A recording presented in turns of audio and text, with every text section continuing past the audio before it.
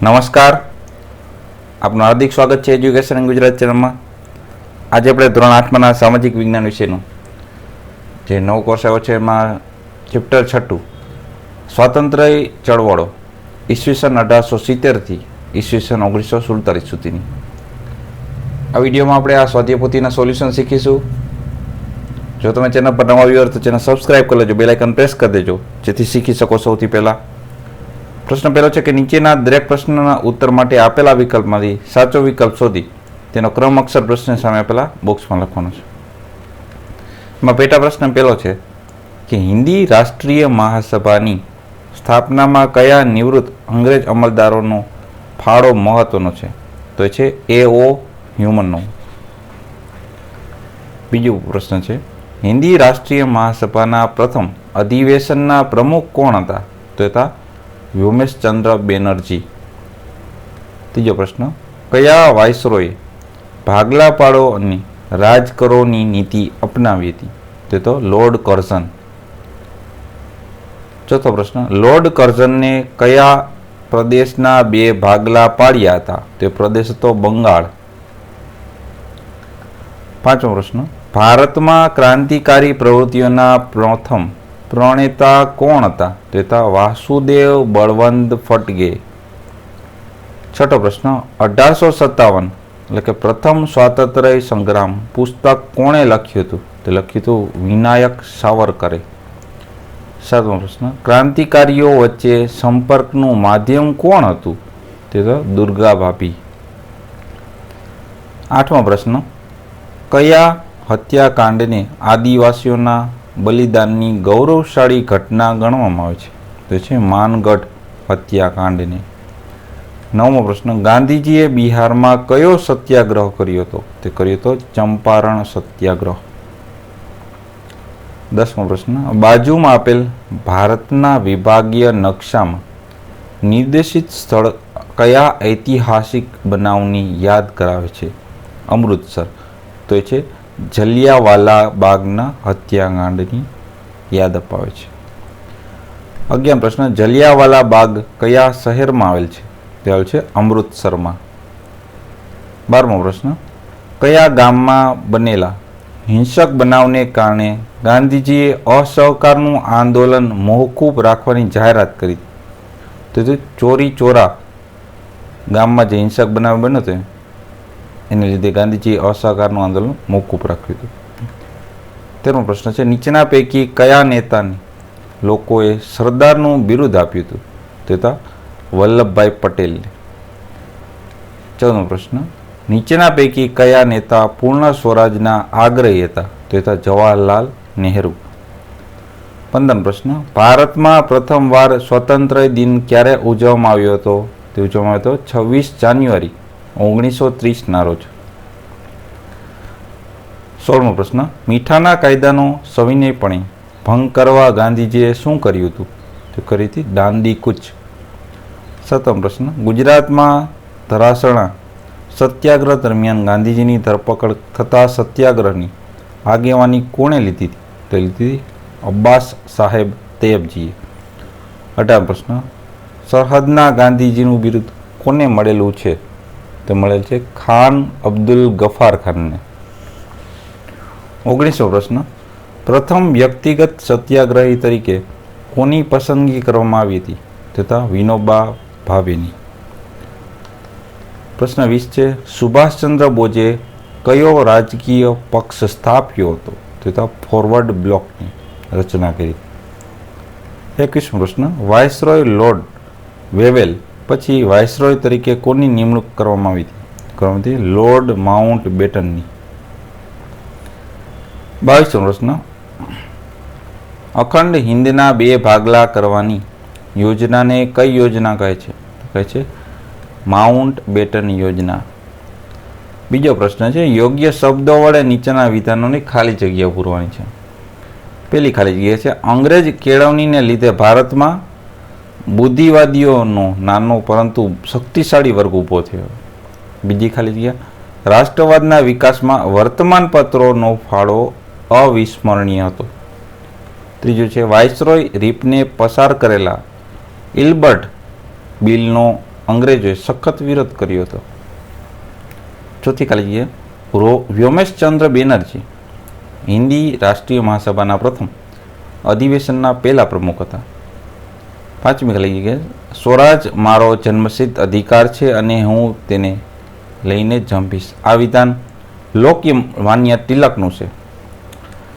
છઠ્ઠી ખાલી જગ્યા ચંદ્રશેખર આઝાદે પ્રતિજ્ઞા લીધી હતી કે હું જીવતે જીવ અંગ્રેજ સરકારના હાથમાં પકડાઈશ નહીં.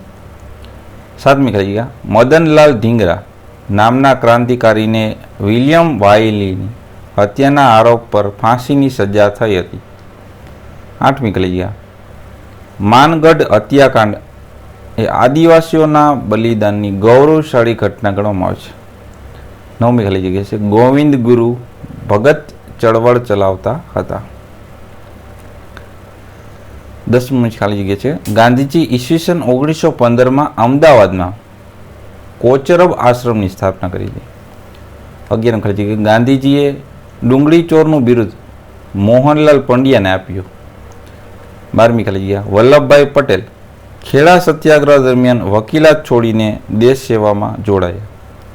13મી ખાલી જગ્યા ગાંધીજીએ ઈસવીસન 1920માં અસહકારનું આંદોલન શરૂ કર્યું હતું. 14મી ખાલી જગ્યા છે કે મોતીલાલ નહેરુ અને ચિત્તરંજન દાસે સ્વરાજ પક્ષની રચના કરી હતી. 15મી ખાલી જગ્યા છે બારડોલી સત્યાગ્રહ બાદ વલ્લભભાઈ પટેલ સરદાર તરીકે ઓળખાયા. 16મી ખાલી જગ્યા લાહોર ખાતે મળેલ હિન્દ રાષ્ટ્રીય મહાસભાના અધ્યક્ષ જવાહરલાલ નહેરુ હતા. 17મી ખાલી જગ્યા ધરાસણા સત્યાગ્રહમાં અબ્બાસ સાહેબ તૈયબજીની ધરપકડ થતાં સત્યાગ્રહનું નેતૃત્વ સરોજની નાયડુએ કરી લીધું હતું. 18મી ખાલી જગ્યા પ્રથમ વ્યક્તિગત સત્યાગ્રહી તરીકે વિનોબા ભાવેની પસંદગી કરવામાં આવી. 19મી ખાલી જગ્યા ચલો દિલ્હી સૂત્ર એ સુભાષચંદ્ર બોઝે આપ્યું છે. 20મી ખાલી જગ્યા ઈસવીસન 1946માં મુંબઈમાં નૌકાસેનાના સૈનિકોએ બળવો કર્યો હતો. 21માં ખાલી જગ્યા માઉન્ટ બેટન યોજના પ્રમાણે જુલાઈ 1947માં હિન્દ સ્વાતંત્ર્ય ધારો પસાર થયો.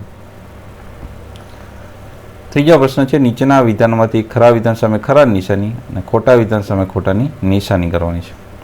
પહેલું વિધાન છે રાષ્ટ્રવાદ એટલે કે પોતાના રાષ્ટ્ર પ્રત્યે એકાત્મતાના અને હીનપણાની ભાવના. તો આ વિધાન ખોટું છે. બીજું દામોદર ચાફલેકર અને બાલકૃષ્ણ ચાફલેકરે મુખ્ય પ્લેગ કમિશનરની સાન્ડર્સની હત્યા કરી હતી. તો આ વિધાન ખોટું છે. ત્રીજું વિધાન છે ક્રાંતિકારી સોહનસિંહ રાણા શ્યામસિંહ કૃષ્ણ વર્માની સાથીદાર હતા. તો આ વિધાન ખોટું છે. ચોથું વિધાન છે અમૃતસર પંજાબમાં આવેલ છે. અમૃતસર શહેર છે એ પંજાબમાં આવેલ છે. આ વિધાન સાચું છે.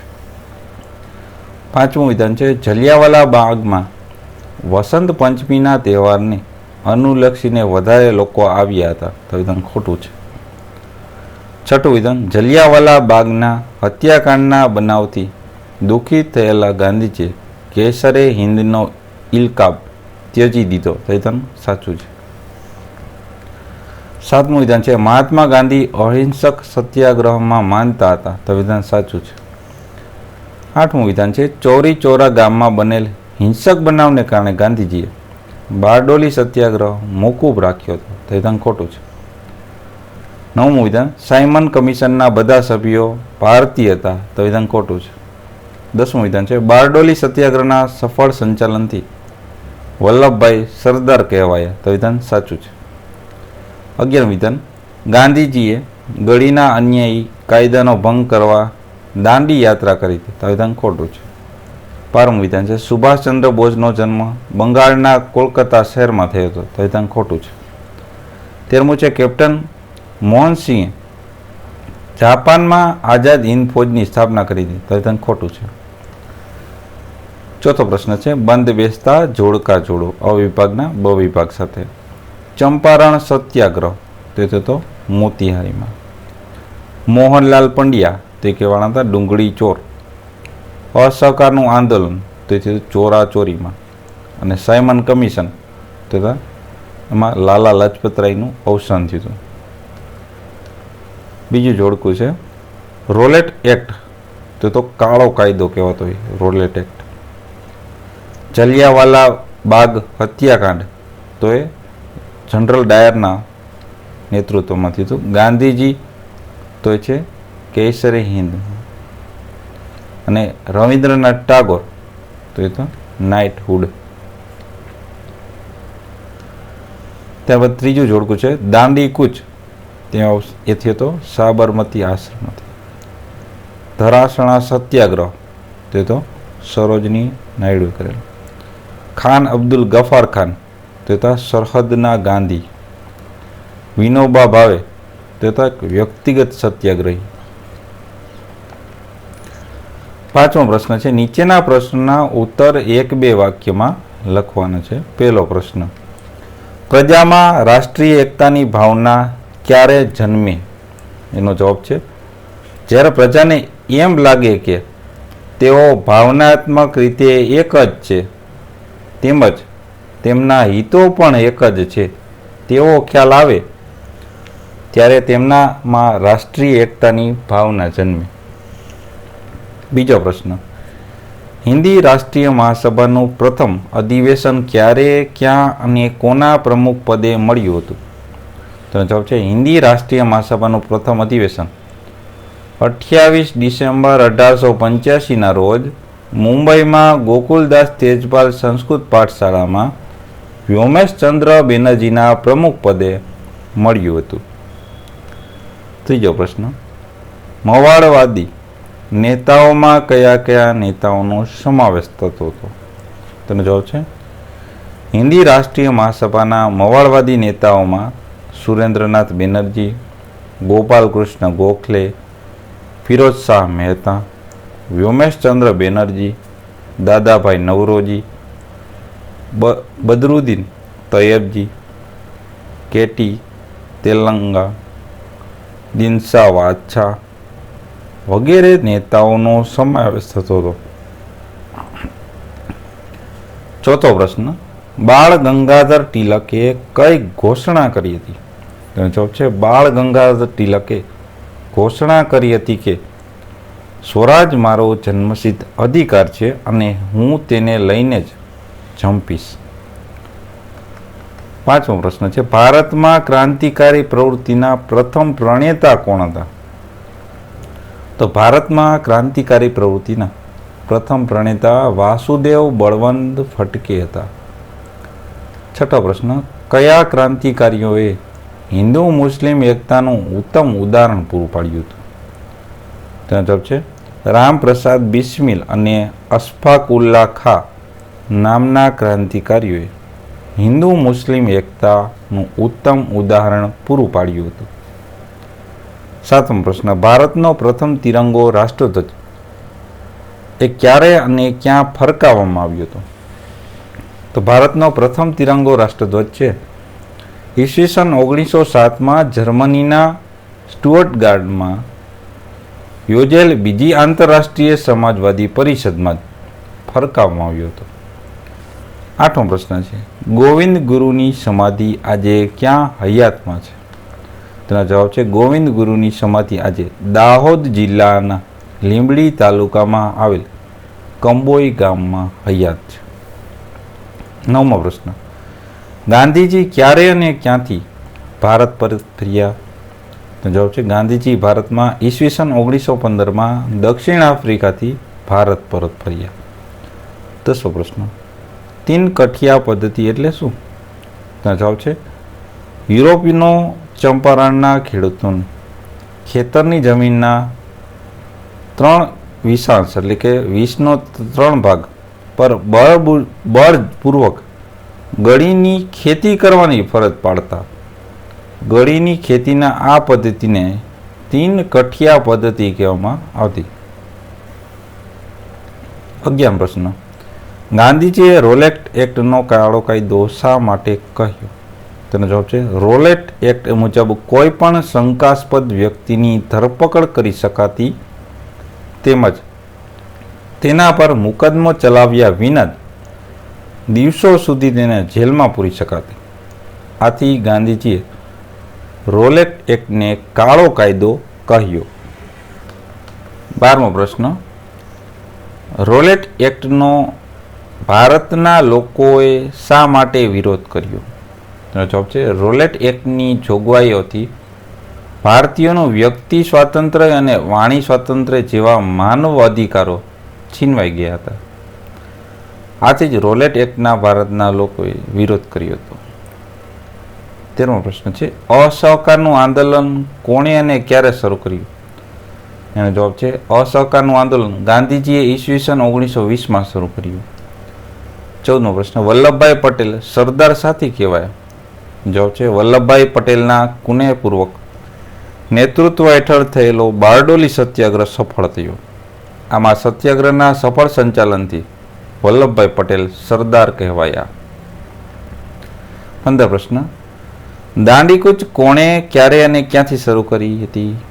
તો જવાબ છે 12 માર્ચ 1930ના રોજ ગાંધીજીએ પોતાના સાથીદારો સાથે અમદાવાદના સાબરમતી આશ્રમથી દાંડીકૂચ શરૂ કરી હતી. 16મો પ્રશ્ન હિન્દના સરહદ પ્રાંતના વિસ્તારોમાં કોની આગેવાની નીચે કઈ લડત લડવામાં આવી? તેનો જવાબ છે હિન્દના સરહદ પ્રાંતના વિસ્તારમાં સરહદના ગાંધી તરીકે ઓળખાતા ખાન અબ્દુલ ગફાર ખાનની આગેવાની નીચે ના કરની અહિંસક લડત લડવામાં આવી. 17મો પ્રશ્ન ગાંધી ઇરવિન કરારમાં કઈ કઈ બાબતોનો સમાવેશ કરવામાં આવ્યો હતો? તેનો જવાબ છે ગાંધી ઇરવિન કરારમાં મીઠું પકાવવાની સ્વતંત્રતા, શાંત પિકેટિંગ, સત્યાગ્રહોને જેલમાંથી છોડાવી દેવા વગેરે બાબતોનો સમાવેશ કરવામાં આવ્યો હતો. 18મો પ્રશ્ન ક્રિપ્સ મિશન સાથે નિષ્ફળ ગયું. તેનો જવાબ છે ક્રિપ્સ મિશનની દરખાસ્તો ભારતીયોની સ્વતંત્રતાની માંગને સંતોષી શકી નહીં, તેથી ક્રિપ્સ મિશન નિષ્ફળ ગયું. 19મો પ્રશ્ન હિન્દ છોડોની લડત કોણે અને ક્યારે શરૂ કરી? તેનો જવાબ છે હિન્દ છોડોની લડત ગાંધીજીએ 8 ઓગસ્ટ 1942ના રોજ શરૂ કરી. 20મો પ્રશ્ન સુભાષચંદ્ર બોઝે કેવી રીતે અવસાન પામેલા મનાય છે? તેનો જવાબ છે 18 ઓગસ્ટ 1945ના રોજ સુભાષચંદ્ર બોઝ જાપાન પરત જઈ રહ્યા ત્યારે વિમાનમાં આગ લાગતા સખત રીતે દાઝ્યા હોવાથી તેનો અવસાન પામેલા એમ મનાય છે. 21મો પ્રશ્ન છે ભારત દેશ ક્યારે સ્વતંત્ર બન્યો? 15 ઓગસ્ટ 1947ના રોજ ભારત દેશ સ્વતંત્ર બન્યો. 6મો પ્રશ્ન નીચેના પ્રશ્નોના ટૂંકમાં ઉત્તર લખો. એમાં પહેલો પ્રશ્ન છે ગાંધીજીએ મોહનલાલ પંડ્યાને ડુંગળી ચોરનું બિરુદ શા માટે આપ્યું? એનો જવાબ છે ખેડા સત્યાગ્રહ દરમિયાન અંગ્રેજ સરકાર જપ્ત કરેલા એક ખેતરમાં ડુંગળીનો પાક તૈયાર થયો હતો. ગાંધીજીની સલાહથી મોહનલાલ પંડ્યા અને તેમના સાથીદારો ખેતરમાંથી ડુંગળીનો પાક કાપી લાવ્યા. અંગ્રેજ સરકાર મોહનલાલની ધરપકડ કરી 15 દિવસની જેલની સજા કરી. મોહનલાલ પંડ્યા જેલમાંથી છૂટ્યા ત્યારે લોકોએ તેનું સ્વાગત પણ કર્યું. આમ મોહનલાલ પંડ્યા ચોરી છુપીથી ખેતરમાંથી ડુંગળી કાપી લેવા હોવાથી ગાંધીજીએ તેમને ડુંગળી ચોરનું બિરુદ આપ્યું. બીજો પ્રશ્ન ગાંધીજીએ અસહકારનું આંદોલન શા માટે મોકૂફ રાખ્યું? અથવા તો એમ પૂછાય કારણ આપો. ગાંધીજીએ અસહકારનું આંદોલન મોકૂફ રાખ્યું.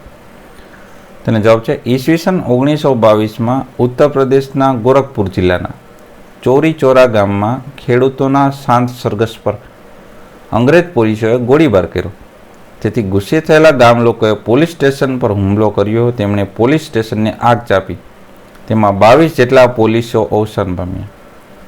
હિંસાના આ સમાચાર ગાંધીજીને મળતા તેમણે ખૂબ દુઃખ થયું. ગાંધીજી અહિંસક સત્યાગ્રહમાં માનતા હતા, તેથી તેમણે અસહકારનું આંદોલન મોકૂફ રાખી દીધું. ત્રીજો પ્રશ્ન દાંડીકૂચ ક્યાંથી ક્યાં યોજવામાં આવી હતી અને શા માટે? તો જવાબ છે દાંડીકૂચ અમદાવાદના સાબરમતી આશ્રમથી નવસારી જિલ્લામાં આવેલ દાંડી બંદર સુધી યોજવામાં આવી હતી. સવિનય કાનૂન ભંગની લડતના ભાગરૂપે મીઠાના અન્યાય કાયદાનો ભંગ કરવા આ દાંડીકૂચ યોજવામાં આવી હતી. 7મો પ્રશ્ન નીચેના વિધાનોના ઐતિહાસિક કારણો લખો. પહેલું કારણ છે લાહોરમાં ભરાયેલા કોંગ્રેસ અધિવેશનનું ઐતિહાસિક મહત્વ ઘણું છે. તેનો જવાબ છે જવાહરલાલ નહેરુના અધ્યક્ષ પદે લાહોરમાં ભરાયેલ કોંગ્રેસ અધિવેશનમાં પૂર્ણ સ્વરાજનો ઠરાવ સર્વાના મતે પસાર, એટલે કે બધાના મત અનુસાર પસાર કરવામાં આવ્યો. હવે ભારત પૂર્ણ સ્વરાજથી ઓછું કંઈ જ સ્વીકારવા તૈયાર નથી એમ આ અધિવેશનમાં સ્પષ્ટ કરી આપ્યું. વળી એમને 26 જાન્યુઆરીના દિવસે દર વર્ષે પ્રજાસત્તાક દિન તરીકે પણ ઉજવવો એ આ અધિવેશનમાં ઠરાવ્યું. આમ લાહોર અધિવેશનને આઝાદીની લડતનો નવો વળાંક આપ્યો, તેથી તેનું ઐતિહાસિક મહત્વ ઘણું છે. બીજો પ્રશ્ન છે, વાઇસરોય લોર્ડ માઉન્ટબેટને ભારતના ભાગલા પાડવાનો નિર્ણય લીધો. તેનો જવાબ છે, લોર્ડ માઉન્ટબેટને વાઇસરોય તરીકે હોદ્દો સંભાળ્યો ત્યારે દેશના કેટલાક ભાગોમાં ભયંકર કોમી હુલ્લડો ચાલુ હતા. મુસ્લિમ લીગના સભ્યોના અસહકારભર્યા વલણને કારણે વચગાળાની સરકાર કામ કરી છે કે તેમ ન હતી. કોંગ્રેસ અને મુસ્લિમ લીગ વચ્ચે સ્વરાજ અંગે સમાધાન કરવું શક્ય ન હતું. તેથી વાઇસરોય લોર્ડ માઉન્ટબેટને ભારતના ભાગલા પાડવાનો નિર્ણય લીધો. પ્રશ્ન 8મો, નીચેના પ્રશ્નના માગ્યા મુજબ ઉત્તર લખો. એમાં પહેલો પ્રશ્ન છે, ભારતમાં રાષ્ટ્રવાદના ઉદ્ભવ અને વિકાસ માટે કયા કયા પરિબળો જવાબદાર હતા? એના 3 મુદ્દા છે. પેલું છે સમાન અંગ્રેજ શાસન, એટલે કે 19મી સદીના મધ્ય ભાગ સુધીમાં સમગ્ર ભારતમાં એક હતું બ્રિટિશ સત્તા સ્થપાઈ. પરિણામે દેશમાં એક જ પ્રકારનો વહીવટ અને એક જ પ્રકારના કાયદા અમલમાં આવ્યા. આમ સમાન અંગ્રેજી શાસનથી ભારતના લોકોમાં એકતા આવી ગઈ અને આવી રીતના તેમાં રાષ્ટ્રીય એકતાની ભાવનાઓ જન્મી. બીજું થયું આર્થિક શોષણ મુદ્દામાં. અંગ્રેજ સરકારની શોષણયુક્ત આર્થિક નીતિને પરિણામે ખેડૂત હતા એ પાયમાલ થઈ ગયા, તેમજ ઉદ્યોગ ધંધા પડી ભાંગ્યા, કારીગર બેરોજગાર બન્યા. આમ આર્થિક શોષણ અને અન્યાયી ભાવનાથી ખેડૂતો, મજૂર અને કારીગરોમાં રાષ્ટ્રીય ભાવનાની જાગૃતતા આવી. ત્રીજો પોઈન્ટ હતો અંગ્રેજી કેળવણી. હવે અંગ્રેજી કેળવણીના પરિપાક રૂપે ભારતમાં બુદ્ધિવાદીઓનો નાનો પણ શક્તિશાળી વર્ગ ઊભો થયો. બ્રિટનથી વધુ અભ્યાસ કરીને ભારત પરત આવેલી શિક્ષિત વ્યક્તિતા છે એને સ્વશાસન અને સ્વાતંત્ર્યની ભાવનાઓ જાગી અંદર. બરાબર, ભલે એ વર્ગ નાનો હતો પણ શક્તિશાળી હતો. કેવો હતો? દેશમાં રાષ્ટ્રીય કક્ષાના શ્રેષ્ઠ વિચારો અને નેતાઓનો એક વર્ગ ઊભો થયો. એ વર્ગમાં રાષ્ટ્રીય ભાવનાનો વિકાસ થયો. આમ 3 મુદ્દા મહત્વના છે રાષ્ટ્રવાદના. બીજો પ્રશ્ન છે, ભારતમાં થયેલ ક્રાંતિકારી પ્રવૃત્તિઓનો ટૂંકમાં પરિચય આપણો છે. એમાં પહેલો મુદ્દો છે, મહારાષ્ટ્રના વાસુદેવ બળવંત ફડકે ભારતમાં ક્રાંતિકારી પ્રવૃત્તિના પ્રથમ પ્રણેતા હતા. તેમણે પછાત જાતિઓને સંગઠિત કરી લડાયક તાલીમ આપી હતી. બીજું, મુખ્ય પ્લેગ કમિશન રેન્ડેની હત્યા કરવાના આરોપ પર દામોદર ચાફલેકર અને બાળકૃષ્ણ ચાફલેકર નામના 2 ભાઈઓને પકડવામાં આવ્યા અને તેમને ફાંસી આપવામાં આવી. ત્રીજો પોઈન્ટ, ઈસવીસન 1900માં વિનાયક દામોદર સાવરકરે મિત્રમેલા નામની ક્રાંતિકારી સંસ્થાને સ્થાપિત કરી, જે પછી અભિનવ ભારત નામે જાણીતી બની. 1857માં પ્રથમ સ્વાતંત્ર્ય સંગ્રામ નામનું એક એમને પુસ્તક પ્રકાશિત થાય એ પહેલાં જ પ્રતિબંધિત થનારું વિશ્વનું પહેલું પુસ્તક એ હતું. પ્રકાશિત થયું પહેલાં પ્રતિબંધ આવી ગયો. તેમણે લંડનમાં ક્રાંતિકારી પ્રવૃત્તિઓ ચલાવી. એ સમયે અંગ્રેજ સરકારે તેમની ત્યાં ધરપકડ કરી અને જન્મટીપની સજા હેઠળ તેમને અંદામાનની જેલમાં મોકલવામાં આવ્યા. અહીં તેમની તબિયત બગડતા ભારતમાં નજરકેદ હેઠળ રખાયા. ચોથું, કોલકાતામાં સ્થપાયેલી અનુશીલન સમિતિના બારિન્દ્ર ઘોષના તેના મુખ્ય નેતા બન્યા. કોલકાતાના આ સંસ્થાએ ક્રાંતિકારી સાહિત્ય, બોમ્બ બનાવવાની અને શસ્ત્રો ચલાવવાની તાલીમ વગેરે દ્વારા ક્રાંતિકારી પ્રવૃત્તિઓ ચલાવી. પાંચમું, દુર્ગા ભાભીએ મહિલાઓને ક્રાંતિકારી પ્રવૃત્તિઓમાં સક્રિય બનાવી હતી. પોસ્ટરો ચોંટાડવા, પત્રિકાઓ વેચવી, નાણાં એકઠા કરવા, બંદૂકો ચલાવી વગેરે જેવી ક્રાંતિકારી પ્રવૃત્તિઓ તેઓ કરતા હતા. કોણ? દુર્ગા ભાભી. 9મો પ્રશ્ન છે, ટૂંક નોંધ લખો દાંડી કૂચ વિશે. ઈસવીસન 1930માં ગાંધીજીએ જાહેર કર્યું હતું કે મીઠાના અન્યાયી કાયદાનો ભંગ કરવા પાત્ર કાઢાશે. અંગ્રેજ સરકારે મીઠાઓને નાખેલો કર સૌથી વધુ અન્યાયી હતો. એ સમયે મીઠાના ઉત્પાદન પર, વેચાણ પર અંગ્રેજ સરકારનો એકાધિકાર હતો. ગાંધીજી અને તેના અન્ય રાષ્ટ્રીય નેતાઓ માનતા હતા કે મીઠા પરનો વેરો નાખવો પાપ છે, કારણ કે મીઠું ભોજનની પાયાની જરૂરિયાત છે. ગાંધીજીએ અમદાવાદના સાબરમતી આશ્રમમાંથી 12 માર્ચ 1930ના રોજ પોતાના 78 સત્યાગ્રહીઓ સાથે નવસારી જિલ્લાના દાંડી બંદરના દરિયા કિનારા સુધી 370 કિલોમીટરની પદયાત્રા યોજી. તેમની એ ઐતિહાસિક યાત્રા દાંડી કૂચના નામે પ્રસિદ્ધ છે. દાંડી કૂચના માર્ગમાં આવતા અસલાલી, બારેજા, નડિયાદ, આણંદ, રાસ, જાંબુસર, સુરત, નવસારી વગેરે ગામો શહેરોમાં સભાઓ ભરી. ગાંધીજી અને તેમના સાથીઓ 5 એપ્રિલ 1930ના રોજ દાંડી પહોંચ્યા. 6 એપ્રિલ 1930ના રોજ સવારે ગાંધીજીએ